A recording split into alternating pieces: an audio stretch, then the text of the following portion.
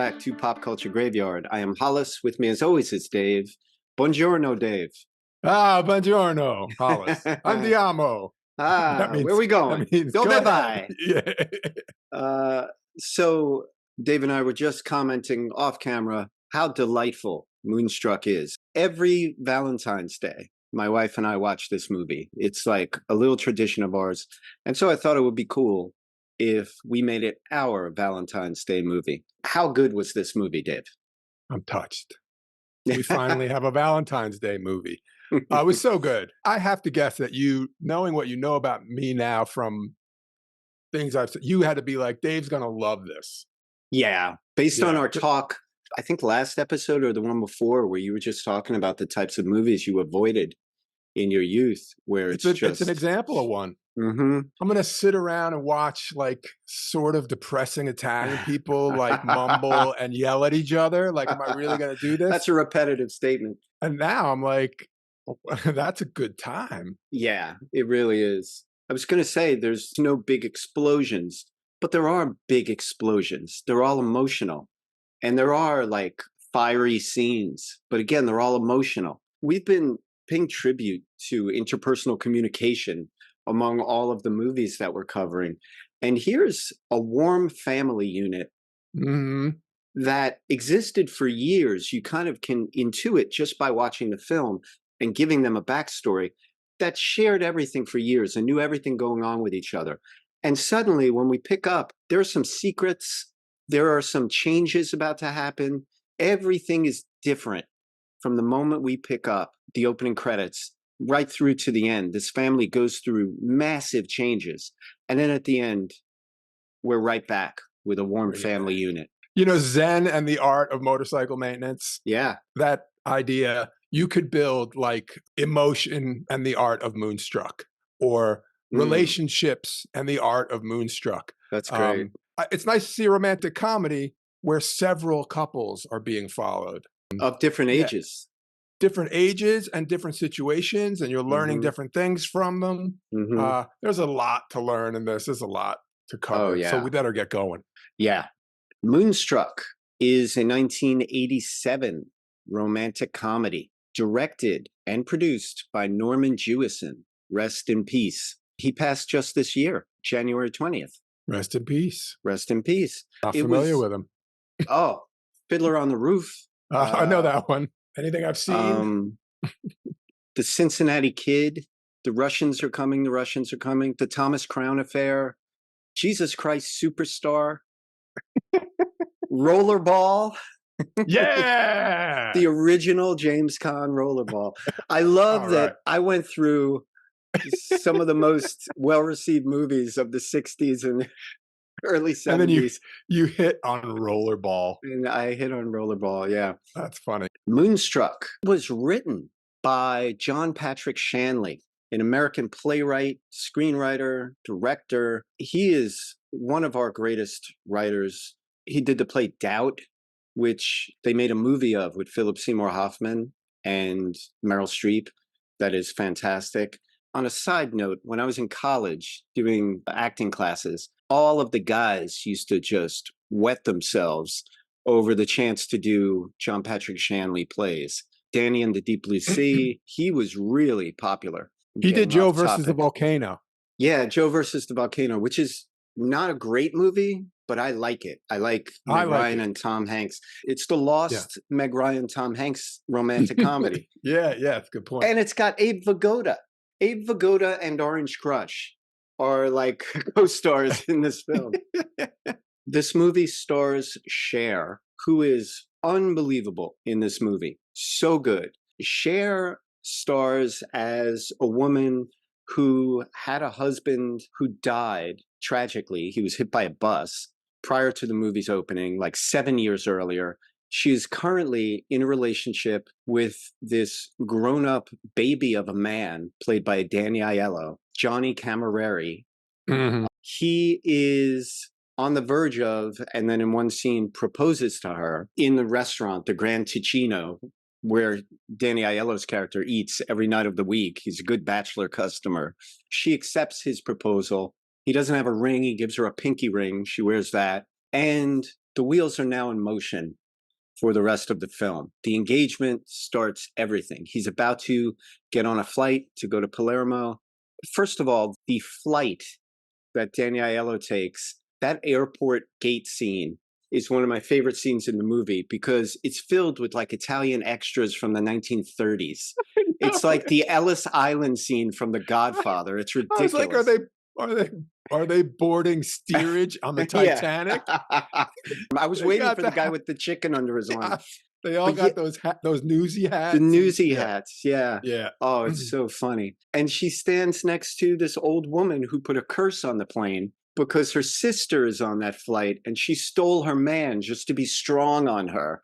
That woman is right out of Central Casting. Black dress, white hair. She should have been like 100 pounds more, but it works with her emaciated too. Skinny witch with the Mallorca. The Mallorca. You know? Just in the dinner scene with Cher's character, Loretta, and Johnny, we get a sense that she is more mother to him than romantic partner. I couldn't even figure out, my wife and I were going back and forth. Do you think they've had sex yet? Yeah, I actually spent a little time on that after the fact in my head. Like, wait, he strikes me as the kind of guy who might have been thinking like, when we get married, we'll probably have sex. Yeah, that's probably the only motivation for him to get married. Yeah, it's likely partly the only motivation for him. And he's like 42 in this movie, so she may as well be clipping mittens to his sleeves. Yeah, there's a lot of mothering going on. Yeah. Don't eat that oily fish. You go up on the plane, you turn green. And then she gives him gum before he goes on the plane. Help your ears. Yeah. What I love about Danny Aiello's character is he's a bit of a simpleton, but there's an innocence about him. He has no inner monologue. He says everything on his mind, like, the gum opens up your ears when you chew it. Yeah. It's kind of endearing in a weird way. He's sort of vacant enough that she can also lead him around, which is why he's a pretty good choice. Yeah. Like, he's like, will you marry me? And she's like, you got to get down on one knee. He's like, right. Get down on one knee? Yeah. Well, you got to give me a ring. Oh, give you a ring? He does not push her character out of her comfort zone at all. Yeah, I mean, the ultimate safe bet this guy is. And the ultimate backup plan, the ultimate parachute. She clearly, we learn later, was in love with her first husband. And where did that get her? He dies. And now she's just looking for security. She's just looking for companionship. She probably wants kids and sees this guy as maybe her last chance because she doesn't think enough of herself. And, she's at an age, we know Johnny's age, 42. We hear it later. But Cher's character, and they worked hard. They didn't give her gray hair everywhere. They put it like in the front just to show us she's older. It's harder for a woman of a certain age to find a man worth a damn who isn't already taken, I think is the message of that. That's how you wind up with a Johnny, So Johnny is headed back to the old country, to Italy, where his mother is at death's door, according to him. The deathbed of my mother is where he's headed. Loretta is pressuring him to tell his mother that they're getting married. And he clearly doesn't want to tell her. He's like, well, we'll see if she's feeling better or whatever. She's pressing him both for a date to get married and to tell his mother. Like great films do, they show us, they don't tell us. We can see his reticence to commit to a date and to tell his mother. He didn't even have a ring to give her. He had to give her the pinky ring. He's a big baby and he doesn't want an adult, which wasn't a term back then, but we can see that now. Yeah, he doesn't want to participate in the adult world, as they said in 1987. Yeah.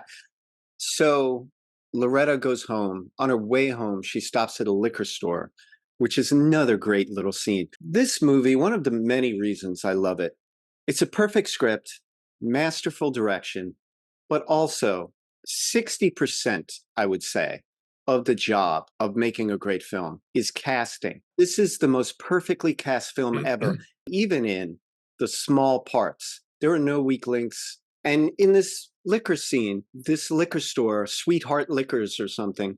It is, yeah. Run by a husband and wife. When Cher enters, they're in a fight. And the wife is telling him, I've seen the way you look at her and it's not right. And he's like, how do I look at her? And he's like, what can I get you? Like a wolf. Yeah, like a wolf. And he handles the business with Cher. Shopkeeper voice for Cher, or the voice is the same, but it's shopkeeper words for Cher. Right, the Her, attitude. how am I a wolf? It's going to be 265. Yeah.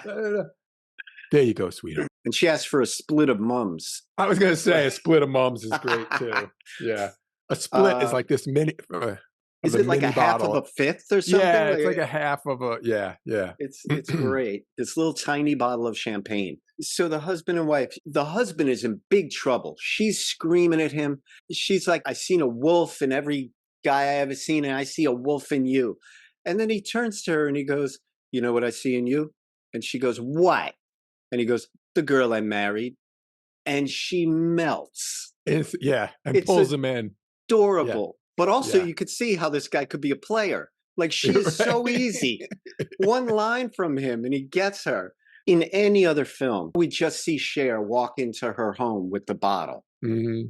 And think about how much gets said in that scene. Cher is alone buying her celebratory champagne for her nuptials that had just been. They don't even toast together. She's going home to have a split of mums. Even that is sad. It's sad. It's a single serving for the person who was just proposed to, but isn't with the person who proposed to her. And then in her face is a couple that has been together forever and probably met in a romantic way and probably shared champagne together after the proposal to remind her, like, you're settling. Like, right. There's passion there. One last thing about that couple.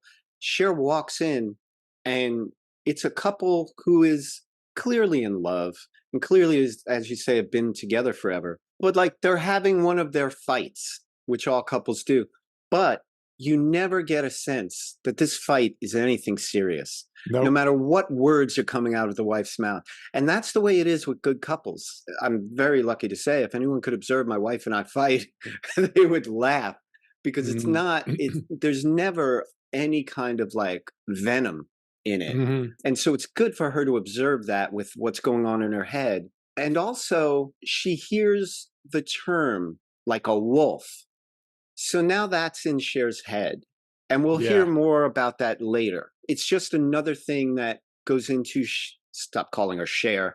I just love Cher. Loretta. I keep saying Cher. Loretta. It's just one more component of things that are swimming around in Loretta's head at this point. In our heads. I mean, and in our heads as an audience. Inserting wolves and moons. Wolves That's and right. Moons. That's right. And so she has this pathetic little bottle of champagne, which is all that relationship calls for, if you ask me. How do you celebrate a crappy marriage of convenience? A split of mums. A split of mums. So she goes home to tell her parents. She goes to her home. Cher's father, Cosmo Castorini, is played by Vincent Gardenia, who is one of the greatest actors ever, in my opinion. He makes everything he's in better. And we paid tribute to him a little bit when I talked about the Swingers episode of All in the Family on the Norman Lear tribute. Oh, yeah. When Loretta walks in, he's playing this Vicky Carr album that he plays every night. He's clearly going through a little bit of a late midlife crisis. He stays up all night drinking, listening to that record, thinking about his own mortality. By the time he goes upstairs, his wife is asleep. She never gets to see him practically anymore. Loretta comes in and breaks the news to her father that she's getting married. And he's like, to who? And it's Johnny Camilleri. His first reaction is, again? Again, yeah. Then to who? Right. These are not nice reactions. No, he hates Johnny. And he's like, why would you do that? You have bad luck. And he's saying that her husband died. You're bad luck. He's putting it all on her. And he's like, you shouldn't marry again. You'll kill someone. Like, basically is the intent he's saying, regardless of the words. And she's like, I had bad luck because you wouldn't spring for the wedding. I had to get married in City Hall. We hear the whole backstory. And it's great because we get so much exposition out of a fight that we believe these two characters are having. It's masterful. It is. It also helps to telegraph that everybody in this movie, you tell them that something happened because of something you did. Like, I should have had a ceremony. If I had a ceremony, I wouldn't have had bad luck. Every single person's reaction is, that tracks. Not a single person goes, that's not how life works. There's no such thing. They're all in Yes. agreement that there is bad luck. Yeah. My mother is 100% Sicilian. Suspicions and old world, what am I trying to say? Hokum? Like Mhm, it's part of it. The mhm. malocchio, the evil eye. It's all part of the tradition. That's why we got the old woman at the airport putting a curse on that plane. They're showing us the traditions. Yeah, this one has bad luck. Stay away from her. You know, it's a real thing in Italian families and Italian American families. It dies hard. So it's good to hear that out in the open. Cher's character has made that part of her personality. I have bad luck. Wait, am I bad luck myself? So we Yeah. wonder, is that why she keeps people away? That's a horrible thing for anyone to carry around. It's probably the reason she has those gray hairs in the front. Yeah. And so she clearly brought this champagne to split with her dad and her mom. He goes, let's tell your mother. They go upstairs, and another great actor, Olympia Dukakis. How good is she as Rose Castorini, Vincent She's Cardina's amazing. wife? She's amazing. To the She's point where I amazing. was like, she's kind of hot. That's how good she was. I was like, I get it, Perry. I get it. So Rose Castorini is in bed because she goes to bed long before Cosmo. They wake her up to tell her this news, and her first line of dialogue is, "Who died?" or something like Oh, that. right. Yeah. Yeah. Who died? They say Rose and Right. wake her up, and she says, "Who died?" Yeah. Yeah, it's fantastic. Which is classic. It is. Cher is telling her mother, like, I'm getting married. She's like, to who? And the mother is more informed. Like, the father had to ask, to who? The mother is like, to Johnny. And she's like, Yeah. yeah. And she says, do you love him? And she says, no. Cher does not blink. She does not think for a second. She said, no, of No. course I don't love him. And the mother said, oh, good. Because when you love them, they drive you crazy because they know they can. I will Oh, interject that the mom opens also with, after Who died, Rose is getting married again. yeah, Yeah. it's a thing. And it's no wonder that Loretta has a complex living in Mm. that house with those parents. As hot as Cher. And she's walking around thinking, I'll never find another man and I'm going to live alone the rest of my life. Crazy. Rose asks, who's going to pay for the wedding? And Loretta goes, Pop will. And he goes, what? The bride's father pays for the wedding. That's tradition. It's tradition. And he goes, I don't have any money. The wife goes, you're rich as Roosevelt. I won't pay for nothing. And he leaves. And he goes, you're going to pay. And we just hear him on the stairs, and it's great. I love the intonation on his final line I won't pay for nothing. It's so great. We say it all the time. If you don't get those two actors as her parents, who do you get? They are the list. Mm-mm. They really ground the film. I've been in a house like that. I dated a Vettavino, lots of days, lots of meals. Some ID food? I'm familiar with the people with the zucchini. Zucchini, linguine? No, and we had a lot of manicotti, and The good we had all gravy. kinds of stuff, and we said gravy instead of sauce, and Mm. even the idea of someone disappearing down the stairs and going, "I'm not paying for nothing," like even that, you're like, I'm familiar with that in that house. There's a Yeah. lot of stuff said, like, am I far enough away to say it one more time? Because I'm going to say it one more time. Right.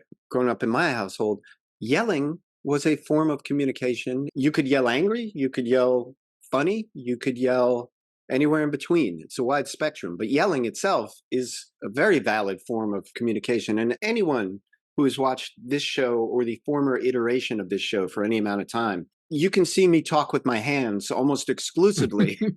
Yeah, that's true. You could put me on mute and kind of get the sense of what I'm saying. So yeah, it's just nice to live in that house again. Yeah, they're nailing that house. They're nailing it. There are Stelladora breadsticks in that cabinet. Am I right? You know Yeah, those ones? yeah. Remember those commercials? Well, if you can eat them anytime, why do they call them breakfast treats?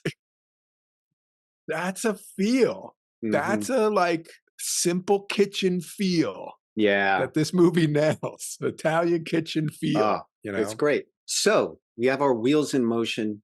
Before Johnny got on the plane, he made Loretta promise to contact his brother, Ronnie, his little brother, Ronnie, and invite him to the wedding. There's been bad blood, 5 years of bad blood between the two brothers, and he really wants to smooth it over. The next day, Loretta gets a call from Johnny, who's in Italy with his mother in her bed dying. And he reminds her, she's like, oh yeah, I will. Did you tell your mother about, us getting married? And he's like, oh no, I'm waiting for the right time. It's too, with the mourners and everything there, he's a mess. He's a little baby. He's crying about his mama. Haphazardly trying to move his life along. Like he's like, oh, mama's dying. My life is flashing before my eyes. I'm not married. I don't talk to my brother. He's like, I'm going to fix it all at once. Will you marry me? Tell my brother to come to the wedding. Oh, it's a Hail Mary. He wants her to fix everything. He's like, you got to call Ronnie. Call him right away. Yep. And so she agrees to do that. I love that we get to see his mother in bed.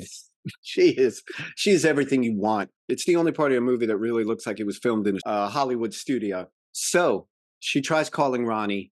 Yeah. And he gives her the 1987 polite Italian version of go fuck yourself. Yeah. What's wrong can never be made right. He hangs out. Yeah. Again, she goes, animal. And then she hangs it up. So that's set up. So now she's going in person. So now she has to go to the Camaraderie Bakery. She goes to see Ronnie, and he apparently is at the Camaraderie Brothers Bakery. So we know at one point, Ronnie and Johnny had that bakery together, and now it's just Ronnie's. I'll tell you something. If you like the movie up to now, you're in for a treat, because from the second Nick Cage appears as Ronnie Camaraderie, this movie is on steroids. They turn up the nitrous tank, and you're about to go into overdrive. Could not agree more. It's like you're eating an ice cream sundae and a guy comes out and goes, oh my God, we forgot the fudge. Yeah, and you pour and he pours a bunch of fudge on it. You're like, oh great. My God. Yeah. Because it just launches at this point. It's so good. First of all, we come in, I should say, Loretta walks into the bakery. And did you recognize the two customers in the bakery? I did not. They are Mr. and Mrs. Scorsese, Martin Scorsese's parents. While we're still in the bakery, we meet Chrissy, who is kind of the counter person. Chrissy, I want to get her name because she is just fantastic. Nada Despotovich played Chrissy. She has one of those faces that is so unique and expressive. Loretta asks for Ronnie, and Chrissy is like, what is this about or whatever? And she's like, I just want to talk to him or something. And she does this bug-eyed thing with her eyes. She flares her eyes up. It's fantastic. So she brings her downstairs. And when we first see Ronnie Camaraderie, she goes, Ronnie, someone to talk to you. And everyone shouts for him. And he turns around. He's just shoveled coal into an oven. He's in the Italian uniform of the sleeveless T-shirt. He turns and he's kind of like the modern day, or at least the 1987 equivalent of Brando in Streetcar Named Desire. Sure. He is just a hulking beast. He's sweaty. Shiny with sweat. Yeah. He's lit by Dante's Inferno. Yeah. Because there's the orange coals. I mean, this is a bakery, but you would swear it was the belly of the largest locomotive, or a steel mill. Also, it seems like he's in hell. He's in a self-induced hell, and he wants to keep it hot because he deserves to suffer. And we meet the animal that Loretta talked to on the phone. Ronnie has this, Nick Cage, I should say, has this monologue that is just a full course meal for an actor. And he's only 23 here. Nick Cage. I didn't know that. Wow. Oh, it's outrageous. And he had already taped Raising Arizona, I believe. It was in the can, but it wasn't out yet. And he had been in Birdie. He had been in a number of films, Rumblefish. Valley Girl. It's an amazing body of work for someone who's 23. He's got the gravitas of someone 10 years older. I believe he's probably playing 10 years older because he's Johnny's younger brother. But Johnny's 42. And this guy, you saw the mother in the bed. She wasn't having kids anytime recently. And he opens up, and this is my favorite line probably in a crazy monologue of great lines. Nothing is anybody's fault, he says. And then he goes on to say that it's his brother's fault. I wasn't paying attention. Someone said, hey, Ronnie, and I turned and I cut off my hand. Wait a minute. You said it's nobody's fault. Then you said you weren't paying attention. And then you turned and you cut off your own hand. And somehow that's his brother's fault because he lost his woman over his hand. She saw him with no hand and she couldn't handle it and she dumped him. Which And he is similar to Loretta. He's like, buys into it. Like, that was the right thing to do. She's like, I'm bad luck. He's like, I'm damaged goods. it's this weird existential rant he goes on. What is life? They say bread is life. And so I make bread, bread, bread. He doesn't even know what he's saying. And it makes sense to himself. The monologue makes more sense now in a world of alternate facts and, cognitive dissonance or whatever. But back then, Loretta is totally confused by him, And he says, and I think this might be the line for the episode, Dave. Chrissy, bring me the big knife. Yeah, that's it. That's absolutely it. I'm going to cut my throat. Within his monologue where he removes the glove that covers his wooden hand and he holds it up. He speaks to it like Horatio's skull. Exactly right. But I've seen that photo or that still. I've seen that because of the internet and the way memes are and stuff.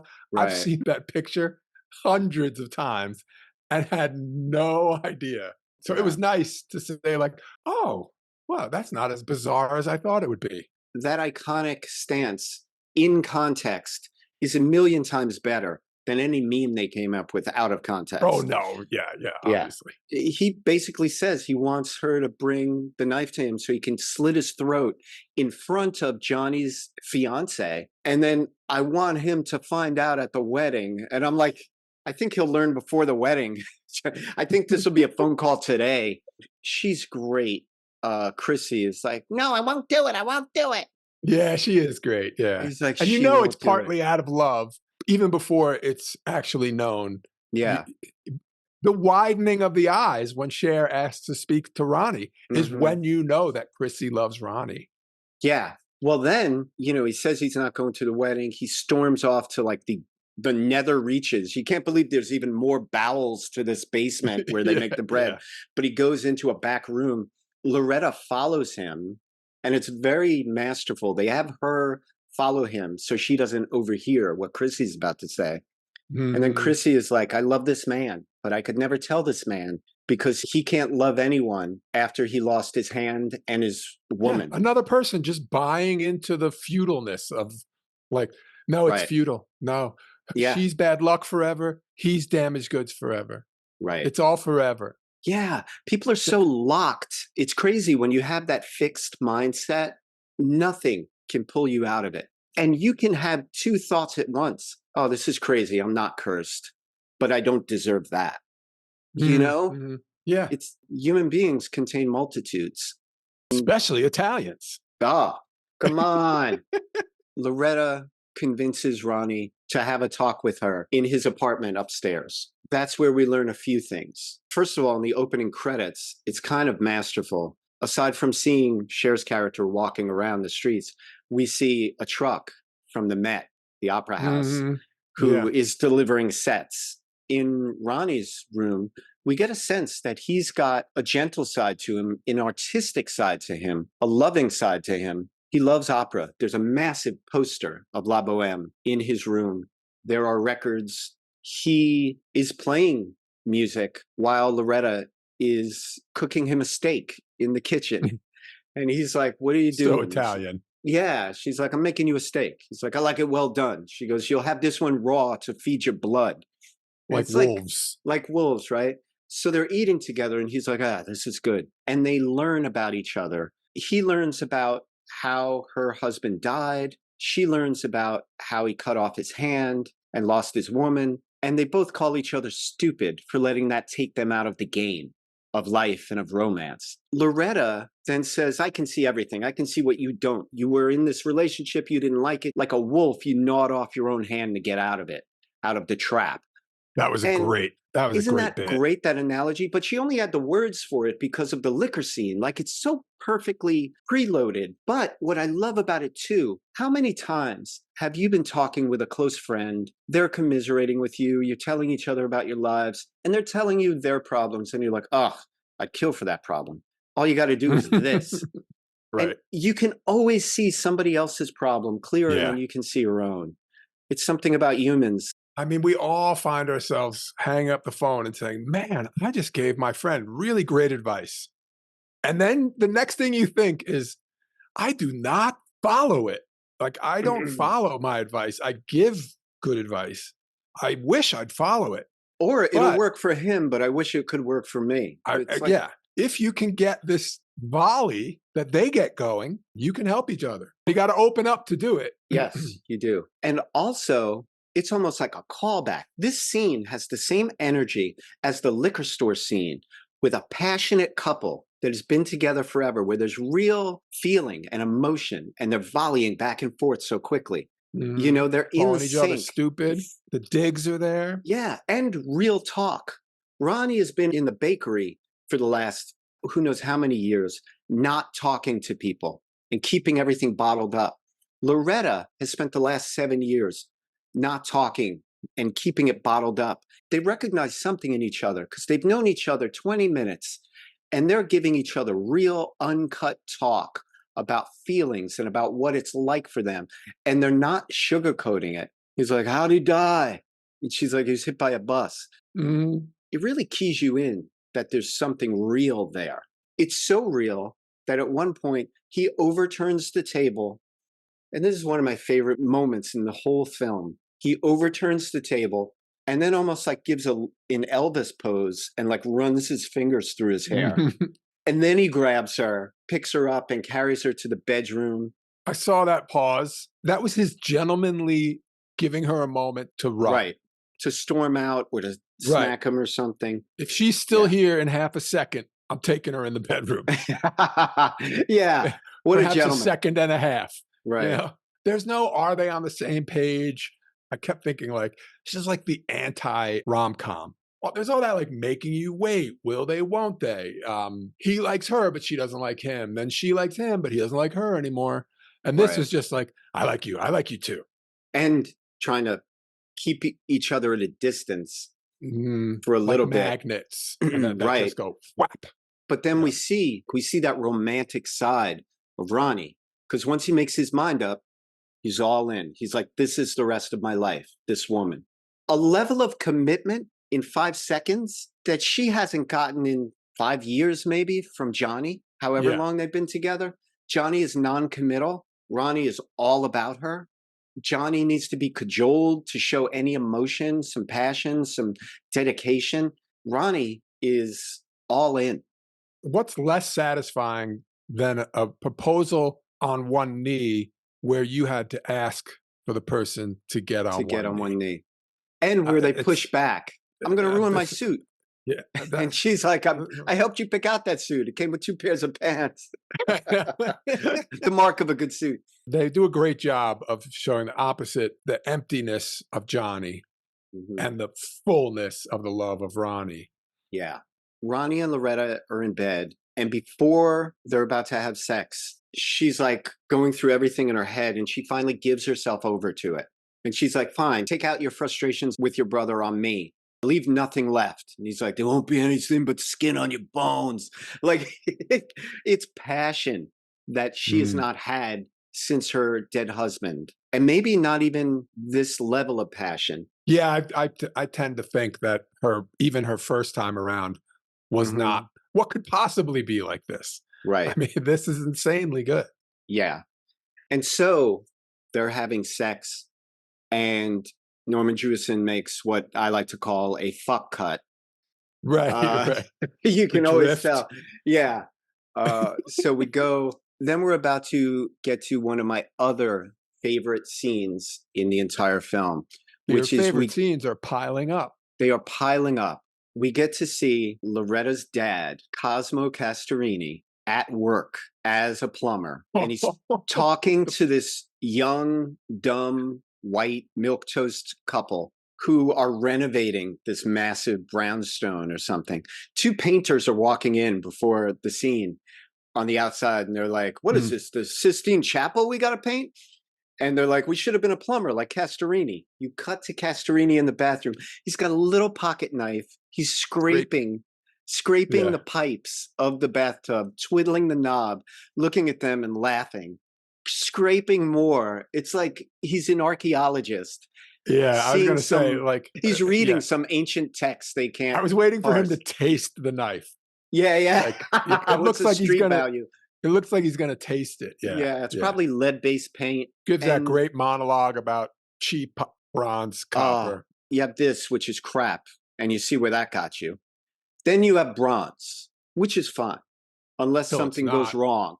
Right. And something always goes wrong. And then there's copper, which is It's all I ever money. use. It costs money because it saves money. Right. It's a good speech. It's a great speech. And Yeah.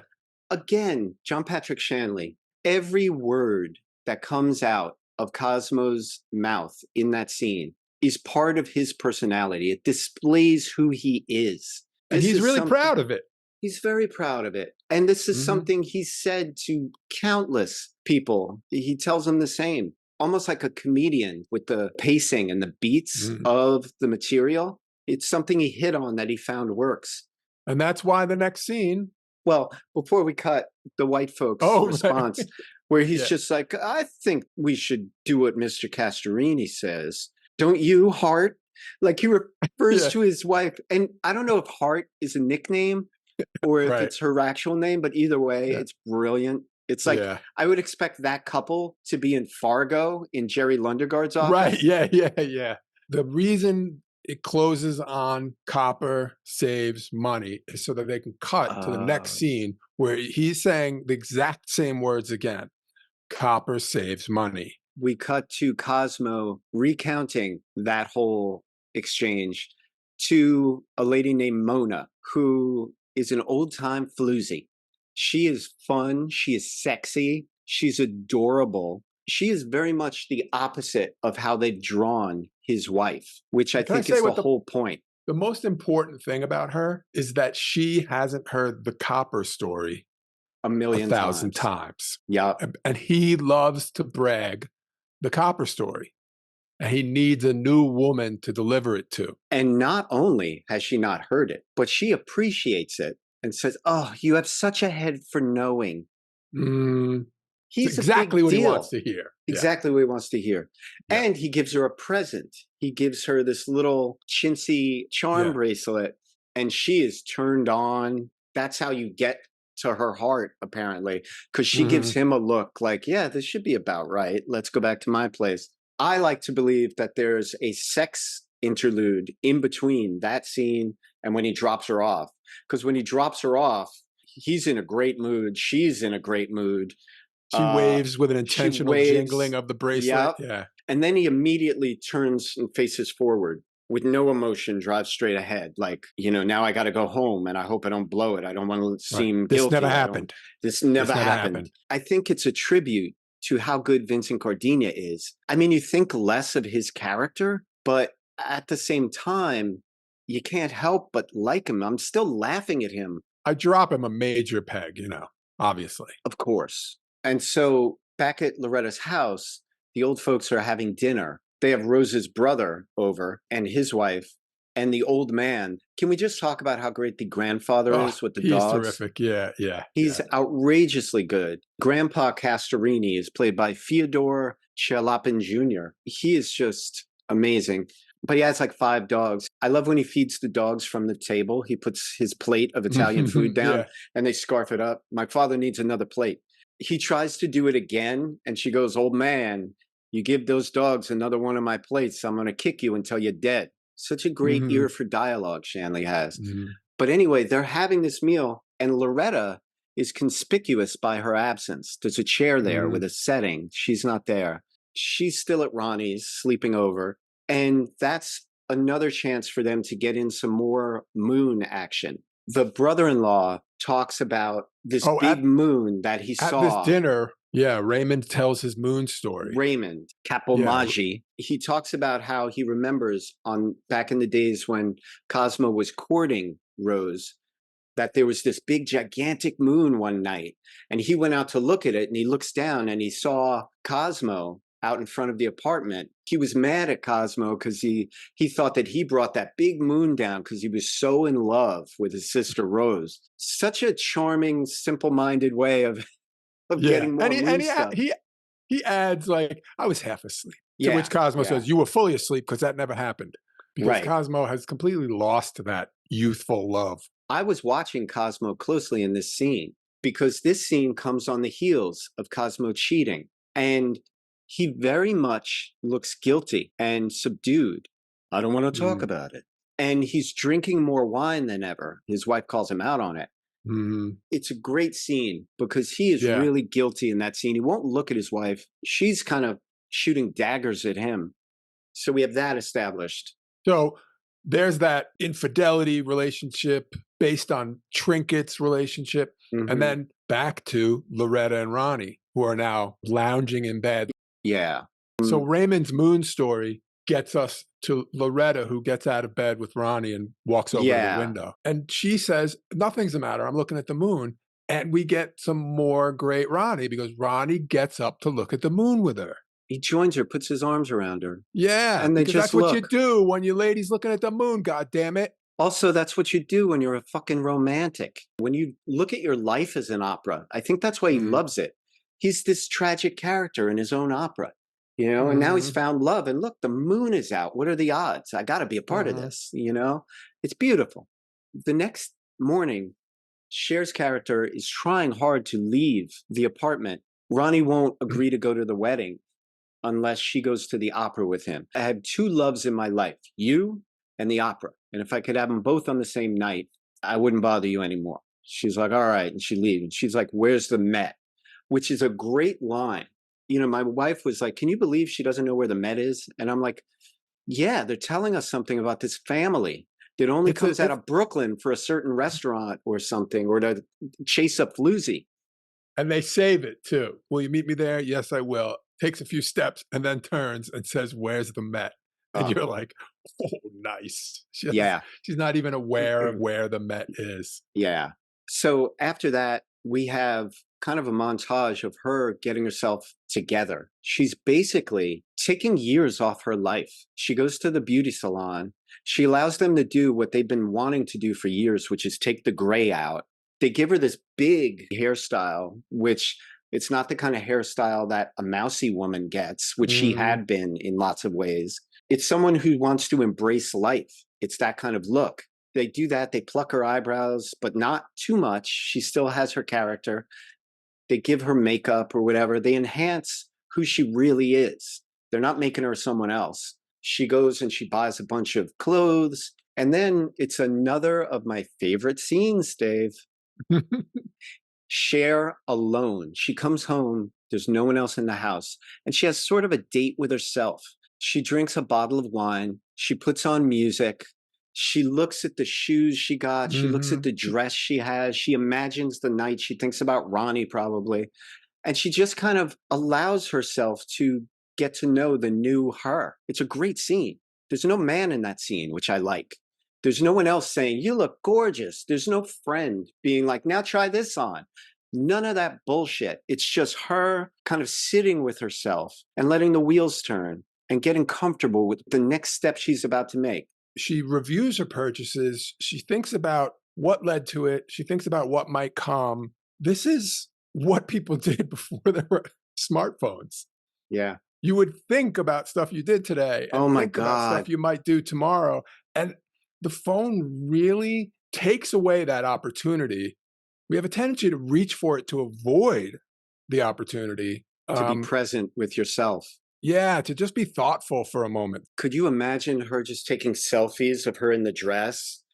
How horrible would that be if they did that today? Like, maybe can't remake this film. Them with someone. Maybe she's like, oh my God, he this, he that. I don't know if I'm going to. There's this moment of awareness that is kind of rare now. Oh, it's beautiful. I would imagine. And that's what's great about it, too. It allows the audience to be a participant in that scene. Because I'm saying, like, she might also be thinking, do I blow this off? Is this me? Can I wear all this? If I go tonight with Ronnie, I pretty much decided that this won't be a one-time thing. Or will it be a one-time thing? Am I saying like, all right, I put all this on. I become someone else for tonight. And then boom, I go back to my old life. I let the gray come back. Who knows what she's thinking? But I like that they allow her to think it. Yeah. I also want to kind of put on blast how good John Mahoney is in this. There's a refrain, almost a comic refrain in this film of this professor, John Mahoney. He plays Perry. That's Frasier's dad. Frasier's dad, to those of you who haven't seen this film. And he is this old professor. Well, he's John Mahoney. He's whatever age he is, 60, 50. There's a series of dates he has at the Gran Ticino restaurant with women that are far too young for him. They usually result in the woman throwing a drink in his face and storming out. It must be where he goes to break up with women, because it happens far too, and he even has his patter of dialogue he says over and over again, take away her food and any remnants of her and bring me a big glass of vodka. It's one of those things in a movie where if you're thinking about the movie and you haven't seen it in a few years, you think it happened 10 times. But if you're watching the movie, it happened twice. Yeah. But the point is it happens all the time. Right. Before we get to the Met, we have a wonderful scene. We have a little bit more of the old man and the dogs. We have a little bit more moonlight. The old man brings the dogs out by the water. He's like, how long must you make me wait? He starts howling, and then the dogs howl with him, and it's great, and they show you the big moon. I love the way they keep the character of the moon in this film, yet it never really crosses over into getting cheesy or contrived. It's cute. That's all it is. Yeah. How long does a full moon look full? I would think you got about 3 days. It looks completely full. All the time. Through the entire film, which I believe is 4 days, 5 days. Yeah. But I think we only get about 4 nights. So I think it works. Okay. If it stays completely full, that's kind of magical. It that's is. Nice. It is. Yeah. So that's charming and a good way to get more moon in there. The opera at the Met scene is just sort of a love letter to New York, the Met in particular. It was used back in The Producers with Zero Mostel and Gene Wilder. They have a beautiful scene that plays on the fountain. Nicolas Cage's character is waiting by the fountain for Cher. It's great the way Norman Jewison lets this scene unfold. She puts one foot in a red shoe out of a cab, almost like we're not in Kansas anymore. It's a red shoe like Dorothy. She's been wearing black and white or combinations thereof. Or gray. Throughout. Yeah, gray. Yes. Yeah, very drab. Almost like in mourning. She's in mourning for her old life. New sparkly, curly-haired Cher is there. She turns around, and when she finally sees Ronnie, they're moonstruck, Dave. There's some great feminine masculinity in this movie. He says, "You look beautiful," to which she says, "You look beautiful." And he doesn't have a problem with that he looks beautiful. It's great. Love this. He is very grateful. He opens with thank you. He looks at her and says, "Thank you." Which is a beautiful thing to say to a woman. It is a beautiful thing. 2 hours plus probably of getting ready for something. Yeah, remember they were plucking her eyebrows and each time she went, "Ow." He's also clear that it's not her like just showing up and getting it over with. I love the thank you also because even if it is just for one night, look at what she's going through to make this one night even better. And there's a chance that she may stick to her guns and marry Johnny. Because chances are he's going to go back to the bakery and get the big knife. So she's going to give him everything, the best she can give. And he vocalizes his appreciation with that thank you that is just so touching. Right.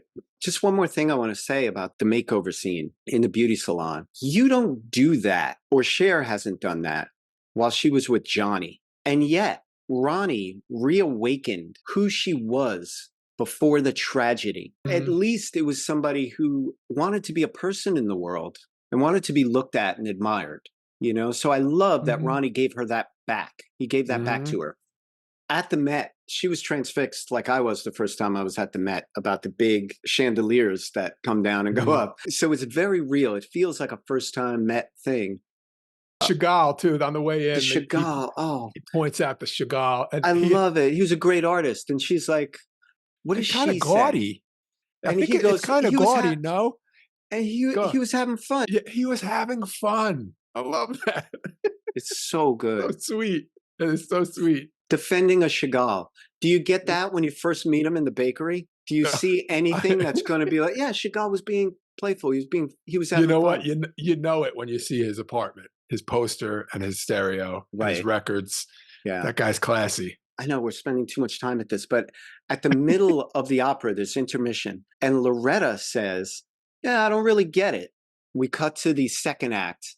She's in the box with Ronnie and she's crying. She gets it. And he grabs her hand. He didn't reach out and grab her hand. He first brushes it. Yeah. Again, there's that second of you can pull away and I won't follow. Yeah. He doesn't pull away, so they hold hands. Oh, yeah, so it's nice. Great. It's so nice. They're bonded now over this opera, and she got it, and it was beautiful. As they're walking down, talking about they review it. You know, when you don't get it, you don't get it. But then when you get it, suddenly she has all kinds of opinions. She's like, she was going to die. She had TB. Yeah. And really Ronnie, great. Ronnie's reactions to her are just like, I love that you got this. He's like, yeah, she died. Oh, he loves it. You can see it. I want to get on the woke train a little more. Yeah. You just perfectly explained the fact that the first half didn't do it for her. She had not yet been hooked by the story and by the performances. And then in the second act, she had. She was able to do that on her own. He didn't spend the intermission saying, no, you, because he's seen it 100 times. We know who he is. He didn't say, no, you don't understand. Oh, you're missing this, you're missing that. He just kept his fucking mouth shut and let her appreciate it the way he did when he saw it. He wasn't in her ear during the intermission, like you said. And he also wasn't like leaning over and whispering in her ear throughout Act 2 or something. He let it happen. He's like, you know what? This is a great opera. I know this is the right woman for me. She'll get it. Zero mansplaining. Oh, so good. So she runs into her father, who is with his mistress, Mona, at the Met. What are the odds? They love high culture. He likes it because it's fancy and expensive and impresses Mona and makes him feel like a big shot. And he's not going to run into anybody he knows there. Right. He's constantly looking around. They don't even know where the Met is there, people. We know that because Loretta didn't know where the Met is. And he's still watching his back. And with good reason, because they run into each other. She's like, Pop? And he turns around. He's like, oh, what are you doing here? What are you doing here? Mona, go wait in the car. And Mona looks, she has like a 40-yard stare. She knows what they're doing is wrong. And she looks right past Loretta and just kind of brushes up against her almost, like to get it's the oddest kind of like negotiation out of a scene. It's wonderful. She says such a great line. She says, I don't know if I saw you or what. And he gets out of there as quick as he can. He tips his hat to her and gets out. It's weird. And then she says to Ronnie, that woman is not my mother, okay? What a scene. Yeah, great scene. So good. And it called back an earlier scene because at one point Loretta was in the church with her mother doing confession. The mother said, Cosmo's cheating on me. And she's like, what are you, crazy? She like gaslights her mom earlier. She's like, a wife knows. And then later we get the confirmation. You got to apologize to your mom. I never see that happen, but she's got to do that. She says to Ronnie, my mom was right.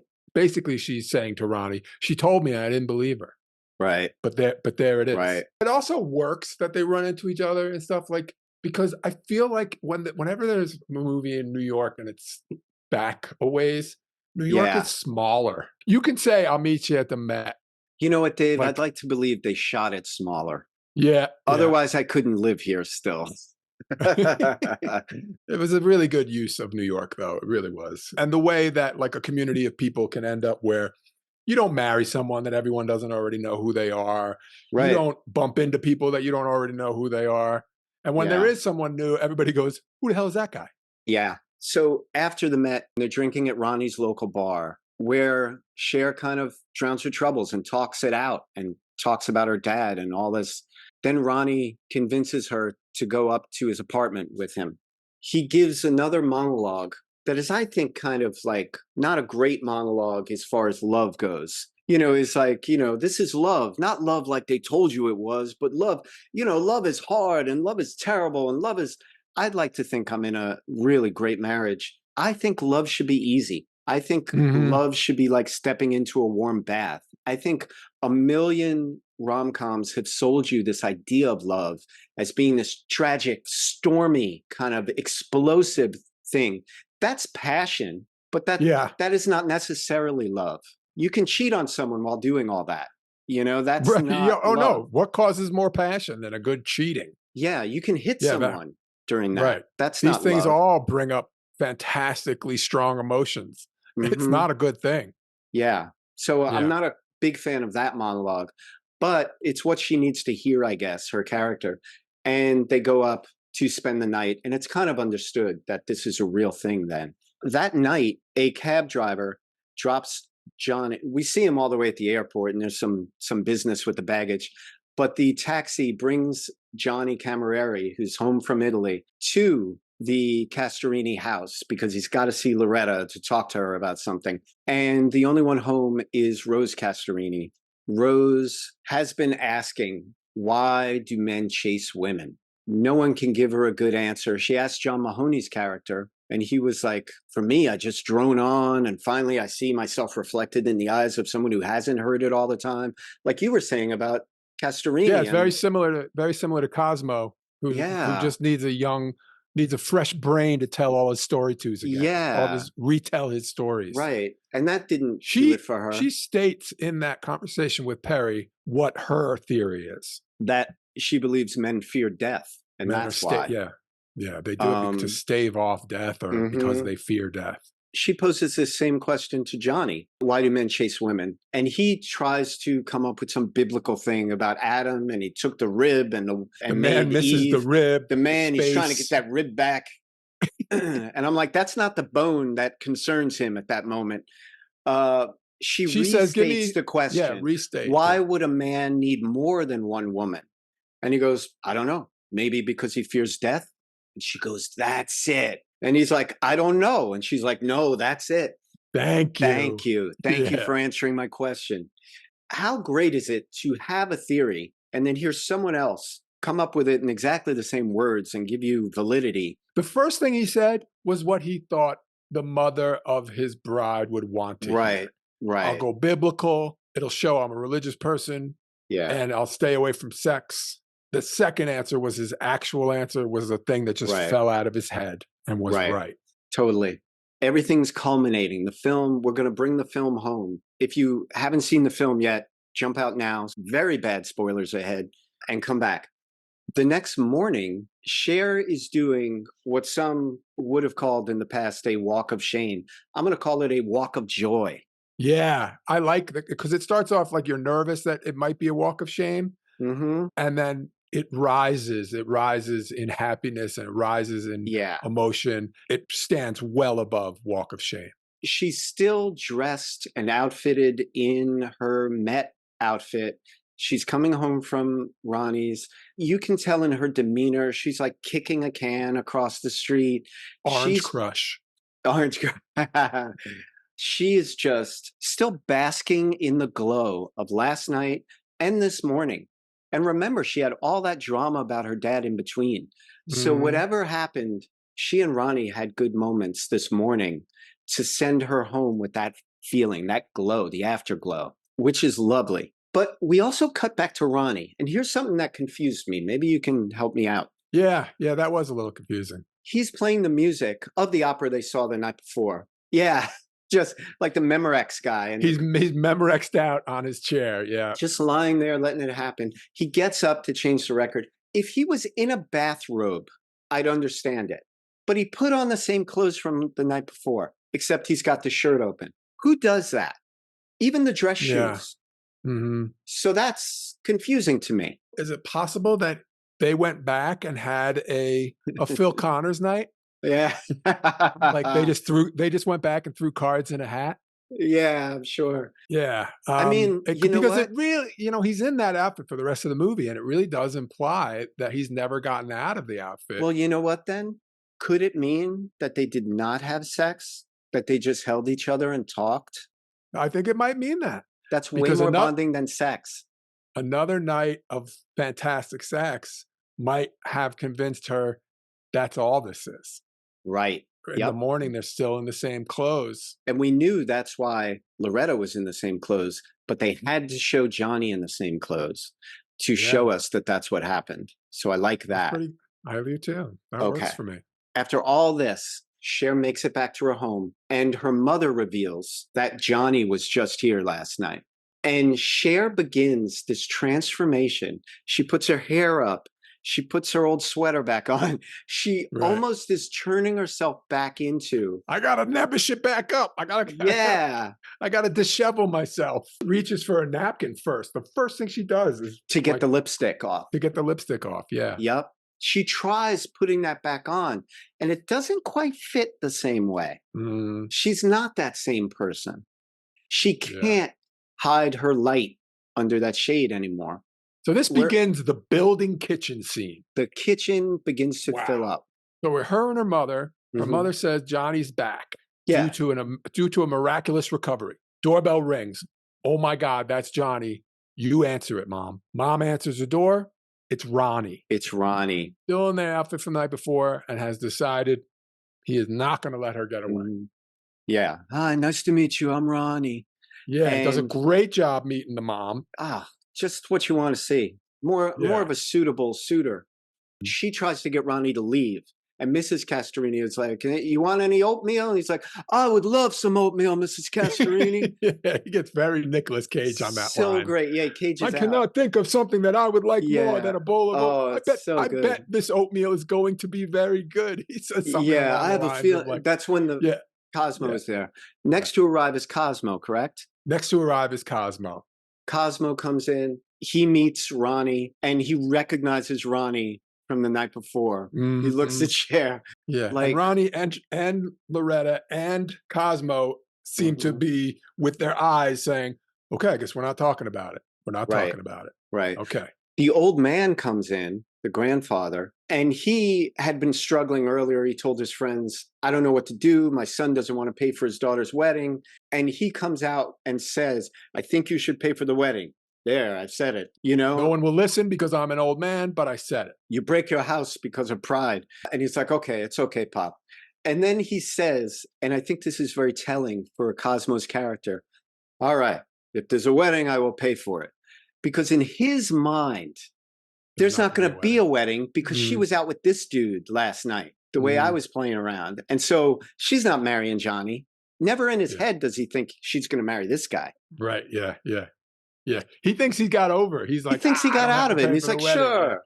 And he said, if there's a wedding, he didn't say if they get married.